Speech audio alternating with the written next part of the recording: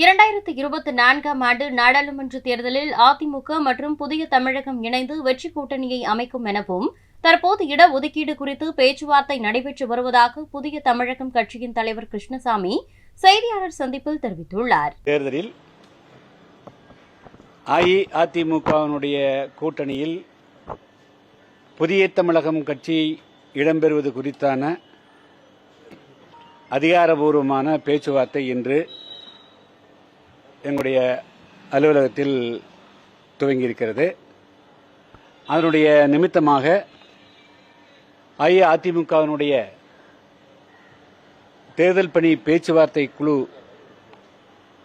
அன்பு சகோதரர் முன்னாள் அமைச்சர் வேலுமணி அவர்கள், தங்கமணி அவர்கள், முன்னாள் பேரவைத் தலைவர் ஜெயக்குமார் அவர்கள் மற்றும் அமைச்சர் பெஞ்சமின் அவர்கள் ஆகியோர் இன்று புதிய தமிழ் கட்சியினுடைய அலுவலகத்தில் என்னை சந்தித்தார்கள்.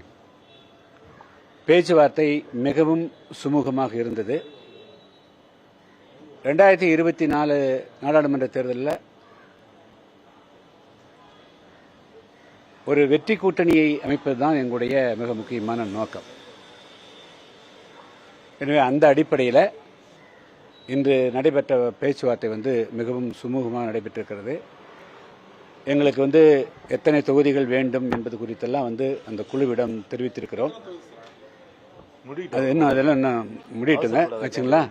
நாங்கள் இல்லை நாங்கள் அது குறித்தெல்லாம் நாங்கள் தெரிவித்திருக்கிறோம். அவங்க பொதுச் செயலாளர் இருக்கிறாங்க, குழு இருக்குது, எல்லாத்தோடையும் ஆலோசித்து சொல்லுவாங்க. மீண்டும் நாங்கள் தொடர்ந்து இந்த பேச்சுவார்த்தைகள் தொடரும். நல்ல சுமூகமான முடிவு ஏற்படும். ஒரு வலுவான கூட்டணி தமிழகத்தில் வெற்றி கூட்டணி அமையும் என்ற நம்பிக்கை எங்களுக்கு இருக்கிறது.